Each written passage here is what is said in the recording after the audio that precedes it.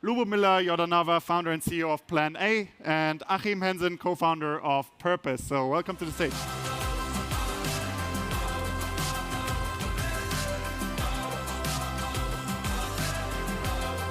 All right. Welcome. So brief intro. You may have seen Lubomila at pretty much every event out there. But if you don't know her yet, Lubomila is not just an amazing entrepreneur, co-founder of, the founder and CEO of Plan A, but also co-founder of Green Tech Alliance and community builder in the green tech space. With Plan A, you're helping businesses decarbonize, do their carbon accounting and their ESG reporting, and you're partnering with plenty of corporates, also some smaller companies, on the decarbonization journey. You're venture-backed, you're a rocket ship. I think we'll hear plenty of amazing things still from you, and we'll talk more about that. So thanks for joining. Thank you. And Achim, thanks so much. Achim Hensen, the co-founder of Purpose, based in Germany, but working pretty Europe-focused as well. Yeah. US, Germany, Switzerland. Amazing. If you haven't heard of Purpose, it's an organization enabling owners of small and large businesses adopt steward ownership. Now we're going to define steward ownership for you. Who has heard of steward ownership? Patagonia has kind of adapted that, has pioneered that. So we'll talk about what that means. And what it basically is, it's an alternative to conventional shareholder structures where everything is focused on generating shareholder returns, and companies are held in a trust. We'll talk more about it. You can explain it much better than me. And it's ensured that profits can't be privatized. So companies can't just be bounced around and suddenly the purpose gets lost. So we'll talk more about that. And I think you have a very personal journey as well on why you're working on this, because you've been working in a company that was sold and where kind of some of that purpose and some of this great work was maybe lost. So we'll mention that as well. But let's get to you. Lubomila, give us a bit more on how Plan A actually works with companies. How do you collaborate and how do you run the company? Tell us a bit more about Plan A. First of all, thank you for having me. I found Plan A 6 years back, and it was a significantly different environment for the climate tech field. I must say it felt like a little bit of a desert because there was not too many ventures, also not too many investment funds that had a thesis on climate, let alone climate-specific funds. We pivoted a bunch of times, so I'm not going to go through the whole history, but today Plan A is a software-as-a-service platform for decarbonization and policy alignment. We help corporates like the European Commission, also Deutsche Bank, BNP Paribas, Chloe, and many more than 1,500 businesses to understand what it really tangibly means to pay the bill to achieve net zero, and also to develop a really tangible plan on the different activities that they need to implement while aligning to the policies. We have a particular focus on complex data processing. We have clients for which we process over 20 million data points a month. And we have this big focus on the decarbonization bit, where companies get thousands of different suggestions based on all this data that we've gathered so that they focus on implementing rather than actually making the plan. Amazing, yeah. Most companies got some sort of plan now, but you really help them take action, which is great. We'll talk more about that. Achim, over to you. You've got the story of having worked for a company that maybe needed some advice on ownership that you're giving now. But tell us about your story and what you do now with Purpose. How do you work with companies to address the topic of ownership? And please define steward ownership better than me. Yeah, I'm happy to do so. Hi, everyone. Alexandre just in his talk gave me so much to think about that I'm trying to build on now, because he already talked about pretty much what I think the problem is. He talked about Milton Friedman and all that. We started 8 years ago when we founded Purpose Foundation and Purpose Ventures, and we started with a question. The question was, how can a healthy and sustainable ownership structure look like?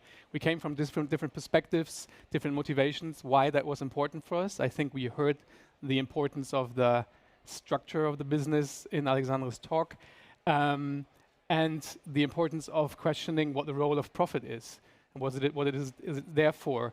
And we started with that question and looked at a lot of We wondered, are there any pioneers who actually rethought what ownership of a company means, different to the mainstream notion that we heard of now? And we found a lot of pioneers. We found people like Robert Bosch, who already 65 years ago rethought the way ownership is structured. We found people like Ernst Abbe, who was one of the owners of Zeiss, who already 130 years ago rethought how they thought about ownership. And we found more and more and more, and we wondered what are the combining patterns across those companies that we looked at and across those pioneers. And we came across two principles that nowadays are called steward ownership. Back then the term didn't exist. What we did is we looked at the principles, and the two principles that we found was, first, all of those companies defined the role of profits in a way that said profits are there to serve a purpose. Profits are there to serve an idea of the company. They are important, but they have a role to serve the company. And they all had somehow structured a principle that made sure that the profits are bound to the company and not to private individuals, and that most of the money gets reinvested or donated. And the other principle is the principle that we call self-determination. They all made sure that the power within those companies, and that's not fluffy power, that's who holds the voting shares over those companies, are bound to people who are actively involved in the company or closely connected to the company, and that those voting shares cannot be bought or sold or inherited anymore, but are given from one person to the next. And when we came across those two principles, we thought, okay, that is amazing. Where we were even more amazed was when we found that those companies didn't have a values workshop and went out of that workshop and put values on the wall somewhere with those two principles, but they enshrined those two principles in their legal DNA in a way that is non-changeable. So when we found that, we were like, okay, that is amazing. Like, why have we never heard of those companies before? I mean, I am from Germany. I've studied business. One of the most successful companies in Germany is Bosch, 400,000 employees. Why have I never heard that Bosch is a steward-owned company? And you cannot buy power in Bosch. Even if Elon Musk wants to come along and buy Bosch, you cannot buy that power, because that power gets passed on from one person to the next. We wondered, why are there not more companies like that? We came across three main reasons. First one, people don't know about it. There's no language, there's no term, there's no books, there's no research.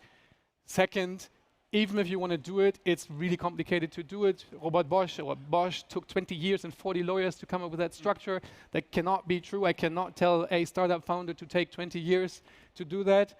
Third, even those companies, they need capital, obviously. They need growth capital, risk capital, startup capital, whatever. And the question is, how can you create a quality of capital that enables companies to grow and take that risk and still become the Patagonia, the Bosch? Yeah. And how can we do that? We'll talk about that later. Probably what we do is we do the field building work. We have a non-profit. We do consulting work where we help companies to transform to steward ownership. And we have two investment vehicles that focus only on investing in steward ownership. On funding those and I wanted to say, Alexandre came up with Ecosia and Christian. Yeah. Exactly one of the companies we worked with. We helped Ecosia. Let's talk about that example in a second. Yeah. Let's talk about that example in a second. We still have plenty of time to go deep into Ecosia, into Patagonia, etc. But I want to contrast a little bit that there's a bit of a few different approaches you can take, obviously, right? So Lubomila, you're VC-backed. You've sold some power. I'm sure you still have plenty of power. But how's your approach, and how does it contrast with what Achim just talked about? When we were prepping for the panel, we discussed with you that we both love a little bit of controversy. I think that our movement has become a little bit too black and white in the last few years, where we got to a point where you either had to be carbon neutral, which is now not even available in some countries as a label, or you had to be with some sort of a kind of just immediately thought of as a not sustainable company. Same is also with the whole VC discussion. Should you be VC-backed? Are VCs evil if they've taken money from large corporates? Is Planet evil because of the companies that we work with? And how I think about this whole concept, be it about the ownership or be it like what our movement should look like if it turns into a successful one, is that it's all a journey. How we explain to our clients when they use our software is that they're going on a decarbonization pathway, and that is a process where they're going to make a lot of mistakes. They're going to make investments that maybe are not going to bring a return on their impact agenda, but eventually they're going to get there if there's a commitment, if there's resources, if there's time, and if there's also enthusiasm. Why we've decided to get money from venture capital funds?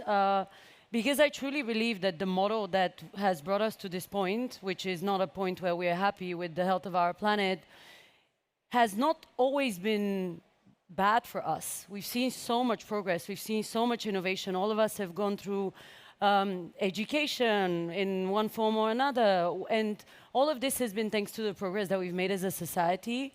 So in that sense, I truly believe that there is a lot to pick up on from the old model to move it into the next one, and being a bit more focused on the result that we want to achieve that will need to involve the people that are not in this building.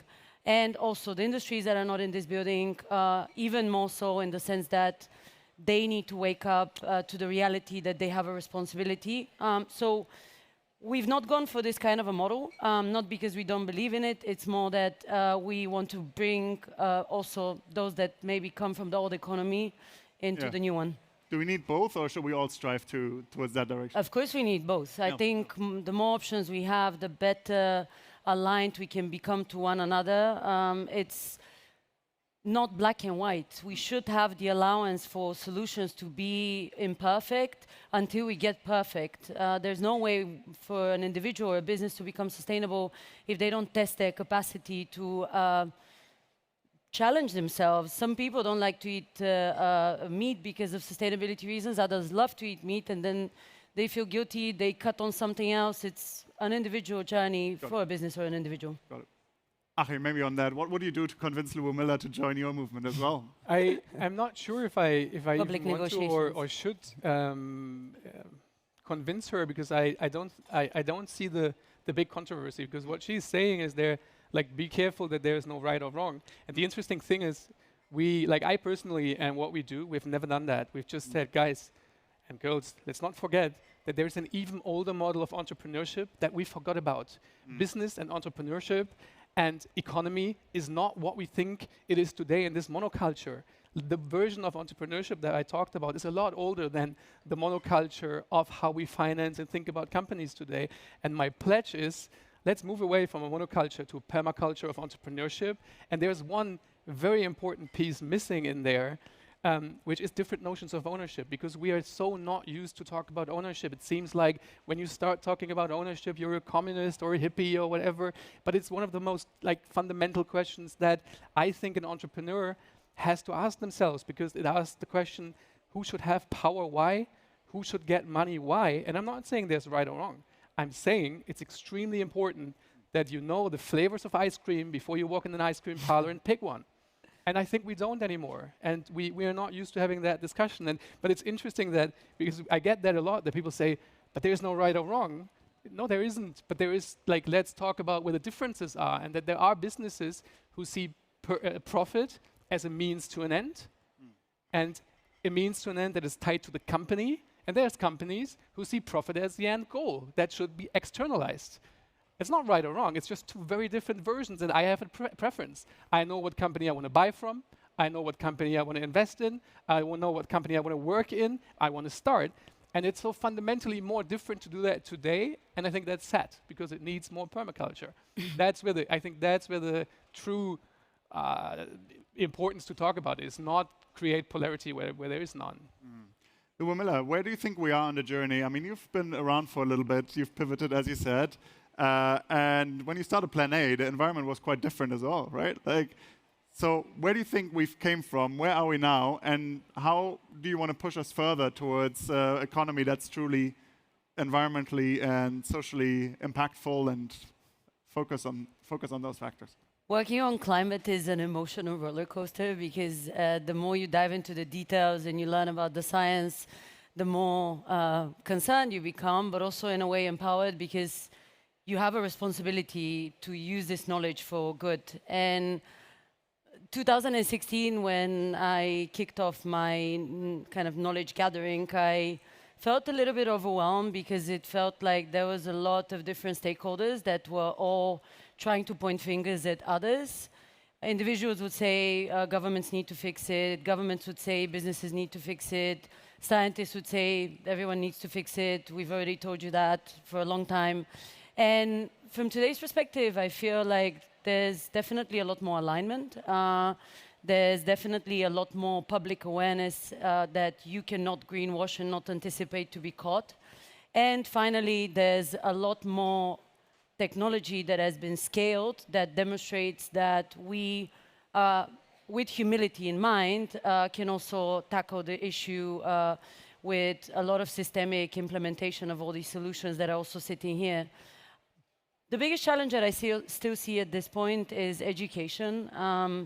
We spent a bunch of months to build an educational platform for our clients because we got absolutely overwhelmed to have to explain in different languages to the board members, to the C-levels, to the sustainability managers, and then also to the intern that is just an enthusiast for the topic, how to speak in an aligned manner so that all of these sustainability projects get to be implemented. I think if you take this outside of the corporate sphere, it really is even worse because there's, with a lot more focus and trend of the sustainability topic worldwide, there's also a lot more opportunity to confuse people by using the green label. Good progress on legislation, on education, on awareness, but definitely a lot more work for all of our solutions to be implemented at scale.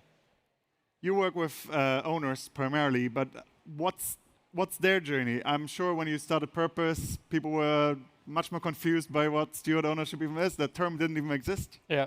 Yeah. Where are we now, and how do you take companies that you work with on a journey, maybe in a different way or in a similar way to what Lubomila just talked about? I mean, it makes me extremely happy that you ask who knows steward ownership and their hands going up. When we started, indeed, we got thrown out of conferences, rooms, pitches, because people said, okay, that doesn't make sense. I don't even understand what you talk about. This is hippie shit. Like, what are you like? What are you saying there? You can't rethink how quality of capital is designed. You can't rethink ownership. And by now, it's, I mean, we came from this state to today. We managed to, in Germany, the government, in their coalition contract at the moment, they committed to creating an official legal form for steward ownership in Germany. That's one of the largest economies in the world. That it moved quite some bits, and that's not us having done that. That's just, this idea is a lot older than us, as I said. We just coined the term, we gave it a language and a name. The importance is that it seems that there is so much resonance across cultures that entrepreneurs just want to pick that up, and that makes me happy that it becomes easier to talk about this and easier to pick it up. But there's still, like, I can take the quality from back then and bring it into today because I still think this is too niche still. It's even because I don't think steward ownership is something that should only happen in this bubble. It doesn't. It needs to be so much more accessible for more and more people. So I could still say, when I talk to people, I still don't know. When I say I work in steward ownership and I advocate for that, some say, "In what? And some are like, "Yeah, I know that. Like, let's talk about how to do it." And I still need that. We still need that energy of. We're still very much in a niche and need to get out of that. But not forget that there's a long tradition around this idea. Got it. Well, I want to make this really practical. I would love to hear from the audience. Who of you works in a large corporate or large-ish corporate? Some sort of corporate structure. Okay, SMEs,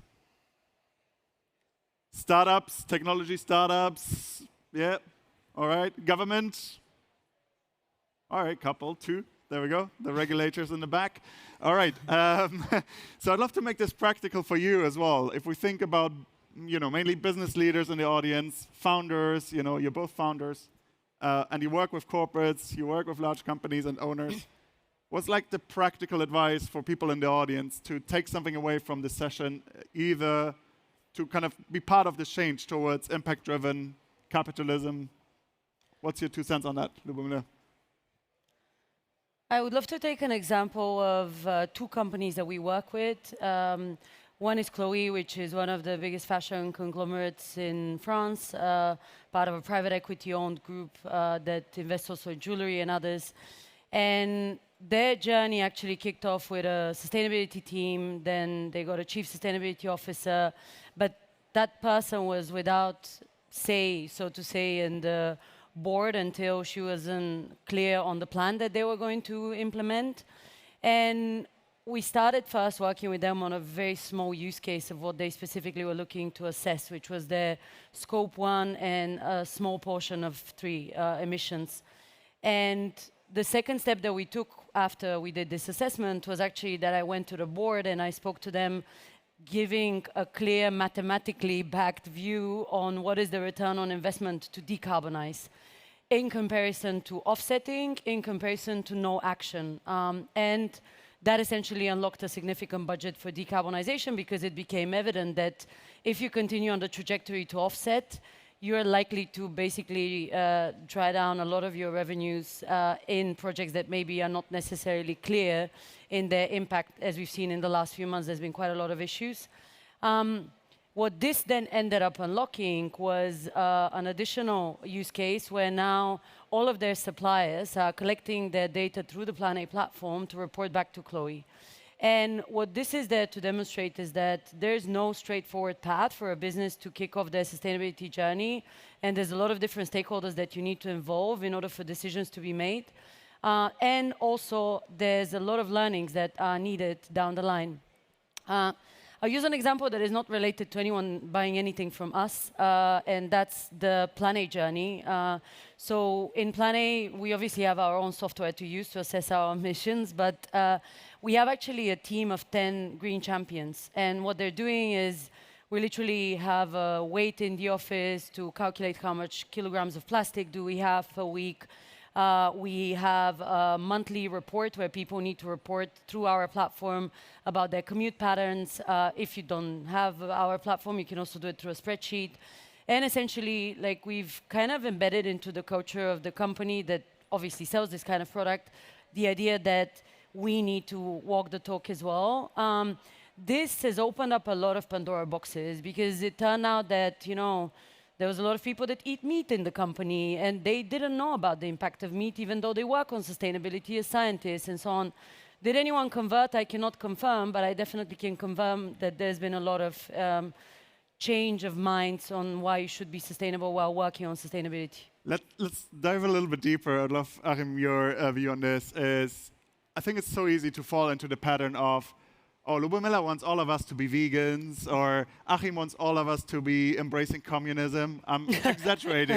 It's obviously not the case. He's not happy. But okay, we got to talk about what communism is. Obviously, I'm exaggerating here. But like, basically, how do you avoid people like having allergic reactions when they don't know what you're actually talking about, or you're not talking about communism? Sorry, I was thinking about communism now. No, sorry. I stopped listening to you. No. Sorry for that. It's super important because that's one of the ones. That's the misconception that I think you rethink ownership and then you take the concepts that you have. We only think we know is communism, capitalism, right? Well, and we're saying bound control to the people who are actively working in the company. That's not communism, right? Yeah. But what was your question? Sorry. Now, my question is, how do you actually avoid this allergic reaction that some people may have, like when they don't actually understand what you want companies to do, what you want your employees to do? You're not sitting there saying, this is what you need to do, and either this or nothing, right? So how do you convince people that are not quite on board? The thing is, at the beginning, that was a problem because we had to do so much like lobbying work for people to listen to us. That's what I mean. We don't do that anymore. Like, there are people, entrepreneurs, who want to take that path. We help them. If someone comes to me and says, that's not my path, I'm like, there is structures you can use. There is investors you can work with. Just be aware that ownership still, it's a choice. Like, even if you pick the mainstream road, it's still a choice that you have to make, and then you're good to go. I would say on our side, it has been quite funny because in the beginning, in 2017, there was literally someone calling us Extinction Rebellion. And we're like a software company. I mean, it's fine to have an activist soul and to care about the problem. And I also truly believe in the power of activism, but we represent a different stakeholder because all the different stakeholders need to be around this table. There was also cases where in interviews people would ask like, am I expected to be not having a car? Am I expected to be vegan to be part of the team? Because obviously it's the culture. And I literally, because I still interview every single person that joins the company and will continue doing so for the foreseeable future, I am quite explicit that this is a free world. It is a democracy of living choices. It is more a matter of you applying yourself with a framework of values that aligns to the outcome that we want to achieve, which is this decarbonized economy.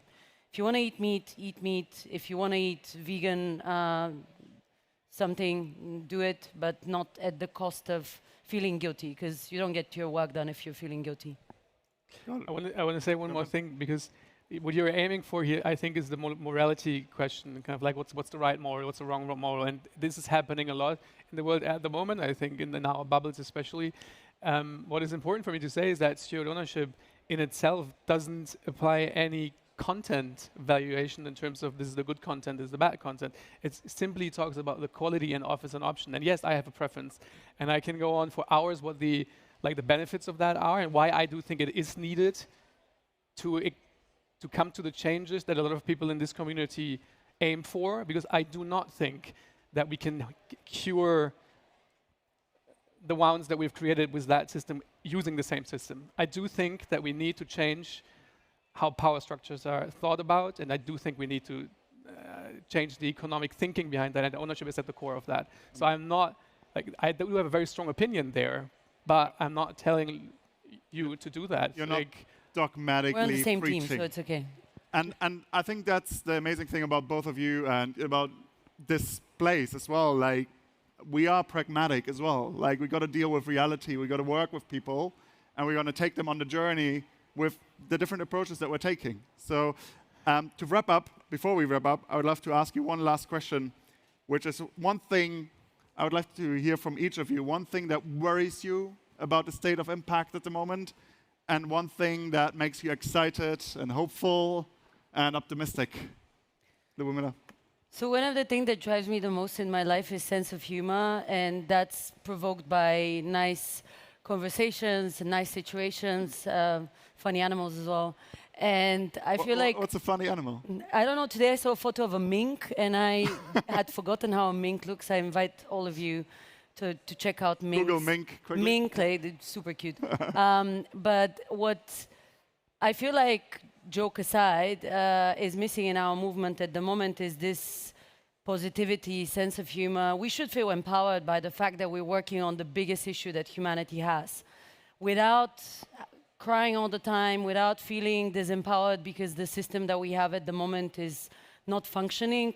It's our job to activate for this system to be changed. And I think all of us do it on a daily basis with our passion, with our excitement. But it's not going to happen if we have a frown on our face, because no one wants to listen to someone pointing a finger at them. They want to listen to smart people coming up with smart solutions. So minks and happiness. I'll look up the minks now. Love that. Yeah. Amazing. Achim, how about you? Well, happiness, we need more of that. What worries me is if we create this layer of sugar that we put across, put over the solutions that we build, and think they're going to cure the root problems, and we are all happy because there's a little bit of better outcome, but we don't look at that. That worries me really, because it looks so good. But I do think, and that's not the happy part, that we have to dig deeper at one point. And what gives me hope, a lot of hope, is the pioneers that I work with. It's just like there are the Yves Chinans out there are the Christians of Ecosia out there. And that makes me happy and gives me a lot of hope. And I think humans, like, collaboration is the one magic human thing we can do. And I think we can make it happen with that. That's amazing. Whatever your path is, let's make things happen today and after this conference. Thank you both very much for joining me, and enjoy the rest of your conference. Thank you very much, everyone.